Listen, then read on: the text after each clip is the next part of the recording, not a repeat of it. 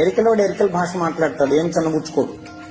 లంబాడి ఆయన లంబాడి భాష మాట్లాడతాడు, గుజరాతోడు గుజరాతీ మాట్లాడతాడు, పంజాబీ మాట్లాడతాడు, తమిళోడు తమిళ్లో మాట్లాడతాడు. చిన్నబుచ్చుకోడు, వాడు హ్యాపీగా ఫీల్ అవుతాడు. ఇంకాస్త అయితే గర్వంగా కూడా ఫీల్ అవుతాడు.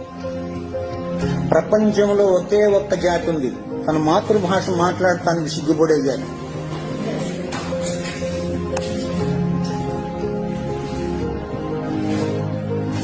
ఏం చేయలేం. దేశ భాషలందు తెలుగు లెస్స. ఎక్కడో విన్నాం, కృష్ణదేవరాయల కాలంలో ఎవడో అన్నాడని ఆయన అన్నాడు.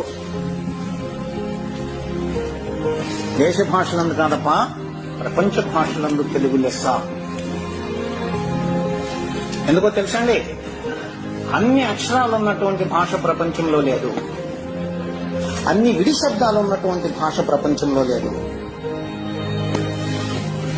అంత సుందరమైన భాష కూడా ప్రపంచంలో లేదు. అది నీకు అప్పనంగా ఊరికే దొరికింది. పాపం మనోళ్ళు ఊరికినే దొరికినాయి తీసుకోమని చాలా ధీమా కలిగిన వాళ్ళు కదా, దాన్ని వదిలేసి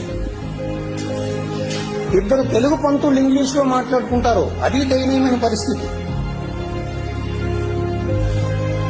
ఈ రోజు నాకు మీరు ప్రతిజ్ఞ చేయగలరా, తెలుగుని ఇష్టపడతాను,